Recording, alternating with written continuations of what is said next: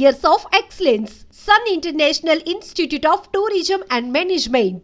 But నేను ఒక మాట అడుగుతున్నాను, అంటే కోట శ్రీనివాసరావు గారు ఇక మన మధ్య ఉండరు, కొద్ది రోజుల్లో వెళ్ళిపోతారని మీకు ముందే తెలుసుంటే ఏం చేసేవారు సార్? ఏమీ చేయలేకపోయేవాళ్ళం. ఏం చేయగలుగుతాం? దేవుని ఆపవా 4 రోజులు అంటావా? చెప్పండి, అంటారా? అనలేం సార్. నీకు తెలుస్తుందా?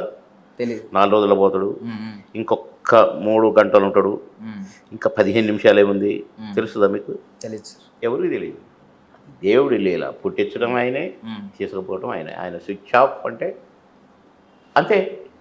కొంచెం నవ్విండు, అందరితో ఉన్నాడు, బిడ్డలు వచ్చారు, మనవాళ్ళు వచ్చారు, మాట్లాడారు, నాతో మాట్లాడాడు, పడుకున్నాడు, పోయిండు. పొద్దున చూస్తే లేడు. కట్టి ఉంది, కట్టి అని సాయంత్రం కాలబెట్టారు. కాలబెట్టినాక ఎముకలు ఇంకా తీసుకుపోయి నిన్ననే అక్కడ కలిసింది. అదే లైఫ్.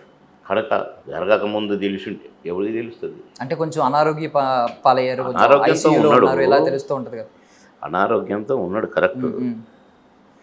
కానీ బాధపడుతూ పాపం 3 సంవత్సరాలు లేవలేక చాలా ఇబ్బంది పడుతూ ఉన్నాడు. కానీ ఆయన మరణం గురించి మీరు చాలా గొప్పగా చెప్పారు. అంటే ఇలాంటి మరణమే ఎవరికైనా రావాలి, సేవలు చేయించుకుంటూ మంచాన పడి ఇలాంటిది వద్దు, పడుకున్నామా పోయామా ఇలాగే ఉండాలి అని చెప్పి చాలా గొప్పగా చెప్పారు సార్. అందరితో తిట్టించుకొని అమ్మాయి నా ప్రాణానికి పడ్డాడు, వీడిని ముడ్డి గడగాల్సి వచ్చింది, మూతి గడగాల్సి వచ్చింది, పండు దోమాల్సి వచ్చింది, ఈ అమ్మాయి ఎన్నాళ్ళరా నాయన ఈ చాకిరి అని మనల్ని ఈసడించుకోకముందే, అసహించుకోకముందే పోయిన జీవి ఎవరన్నా ఉంటే వాళ్ళు ధన్యజీవులు అని నేను అనుకుంటాను. అదే కోవలో 3 ఏళ్ల నుంచి మా అన్న బాధపడినా వాళ్ళు పట్టుకొని లేపి తెల్లేసి కూర్చుంటూ కూర్చుండి కాళ్ళు నొప్పితో బాధపడ్డా, కానీ పోయేటప్పుడు మాత్రం నాతో సరదాగా మాట్లాడాడు, పిల్లలతో సరదాగా ఉన్నాడు. డే అంతా 3-4 రోజులైంది వచ్చి మనవాళ్ళు 2 కూతుర్లు అందరు ఇంటి నుండి ఉన్నారు, అందరిని చూసుకున్నాడు, కొంచెం భోజనం చేసిండు, కొంచెం పడుకున్నాడు, వెళ్ళిపోయి బాయ్ కథ. సుమారు 10 ఏళ్ళు తేడా ఉన్న మీ ఇద్దరి మధ్య మనసులు మాత్రం సేమ్ సార్. అంటే భలే మ్యాచ్ అయినాయి. అంటే కౌంటర్లో ఒకరి మీద ఒకరు వేసుకోవడం, ఆ సరదాలు, దేవుడు పెట్టిండు తమ్ముడు, దేవుడు కలిపిన జంటలం మేము. దేవుడు మాకు అలా పెట్టిండు, మమ్మల్ని అలా కలిపిండు. అసలు ఆయన ఎవరో నేనెవరో, ఆయనది వేరే ఊరు, నాది వేరే ఊరు. ఆయన విజయవాడ, నాదేమో ఇక్కడ వరంగల్, ఖమ్మం. కనుక మేమెప్పుడు కలవల. ఆయన ప్రతిఘటనతో ఆయన స్టార్ అయ్యాడు, అంకుశంతో నేను స్టార్ అయినా. మాకు అంటే స్టార్డమ్ తెచ్చిపెట్టిన సినిమాలు, మాకు మేము క్లిక్ అయిన సినిమాలు. మా ఇద్దరి మధ్య ఈ నటనా వయస్సు 7-8 సంవత్సరాలు 10 సంవత్సరాలు ఉంటుంది. ఆయన ముందు సినిమా అని 10 ఏళ్ళ తర్వాత. కనుక మాకు ఎక్కడ ఆయన ఎవరో నాకు తెలియదు, నేను ఎవరో ఆయన తెలియదు. బొబ్బిలి రాజా ఫస్ట్ కాంబినేషన్. అప్పుడు అంతకుముందు ఆయన సినిమాల్లో చూస్తున్నా కాబట్టి అహనా పెళ్ళంటే అవన్నీ ఇవన్నీ నేను ఆయన ఎవరో నాకు తెలుసు, కానీ నేను తెలియదు. నేను ఉద్యోగం చేసుకుంటున్నాను కాబట్టి ఉద్యోగం నుంచి 1వ సినిమా, 2వ సినిమా, 3వ సినిమాతో నేను హిట్ కొట్టాను. నాకు మంచి బ్రేక్ వచ్చింది. 5 రోజుల్లో 10 సినిమాలు బుక్ అయ్యాను. అంకుశం రిలీజ్ అయినాక బ్రహ్మాండంగా షూటింగ్లు జరుగుతున్నాయి. ఒక 10-20 సినిమాల తర్వాత బొబ్బిలి రాజా నాకు. కనుక ఆ సినిమా తర్వాత కూడా కొన్ని సినిమాలు చేశాము. మామగారు నుంచి ఇక మా బంధం బాగా గట్టిపడిపోయింది. ఇక మేము ఒకరిని వదిలిపెట్టి ఒకరు ఉండలేని పరిస్థితి. అసలైతే నాతో ఈక్వల్ క్యారెక్టర్ వేశాడు, నేను దన్యాను కరెక్ట్, నన్ను లాస్ట్లో దన్యాడు.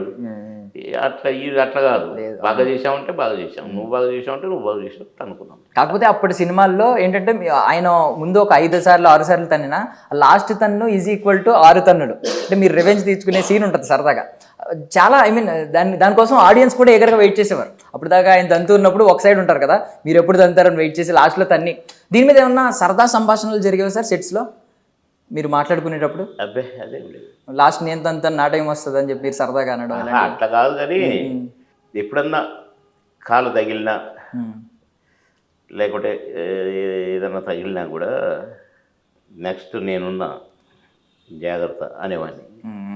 అమ్మ నా కొడుకు, నువ్వు కొట్టిన కొడుతారు అనేవాడు. నేను కొట్టేటప్పుడు మరి ఇప్పుడు దెబ్బ తగిలితే నాకు సంబంధం లేదు, అట్లా అట్లా బ్లాక్మెయిల్ చేసేవాడిని.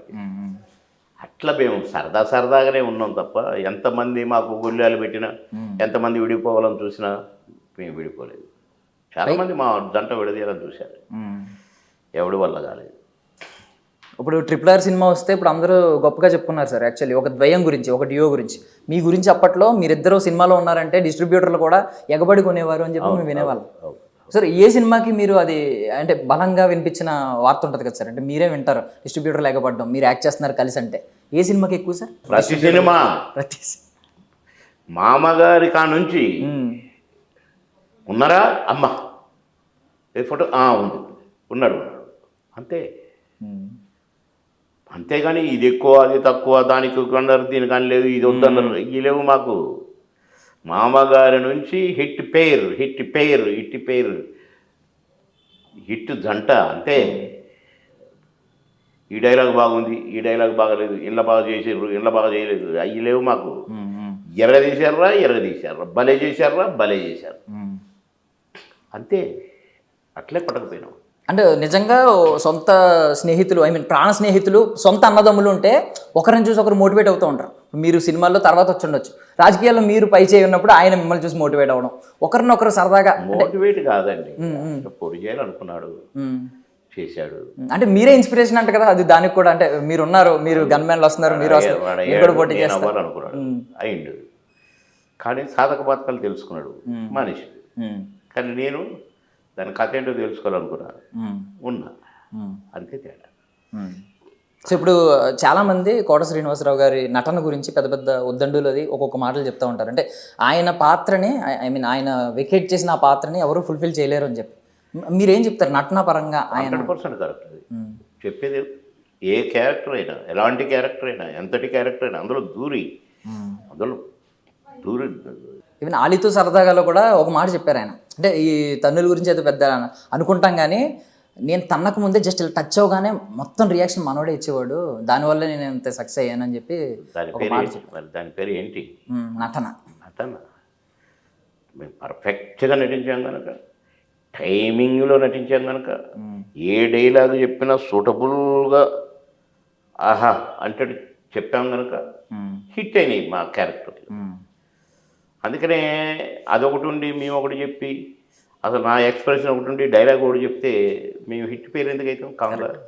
సో ఇందాక మీరు ఒక మాట అన్నారండి, అంటే చాలామంది విడగొట్టడానికి ట్రై చేశారని. అంటే ఆ రోజుల్లో మీడియా కూడా ఉంది కాబట్టి రకరకాల మీ మీద రకరకాల చెడు వార్తలు కూడా రాసి ఉండొచ్చు. కానీ ఒక విషయం అయితే పాపం మీ ఇద్దరికి పాపం సిమిలర్గా జరిగింది, ఏంటంటే కుమారుడు చనిపోవడం. సో ఆ టైంలో ఒకరితో ఒకరు అంటే ఎలా ధైర్యం ఇచ్చుకున్నారు సార్? అంటే ఈ చిన్న గ్యాప్లో మీరు ఆయనతో మీకు మాట్లాడుకున్న ధైర్యపు మాటలు ఏంటి? మామూలుగానే పెద్ద ఎప్పుడో జరగలేదు కదా, మా ఓడు చనిపోయాడు, గ్యాప్ పెద్దగా లేదు, 5-6 నెలలు గ్యాప్.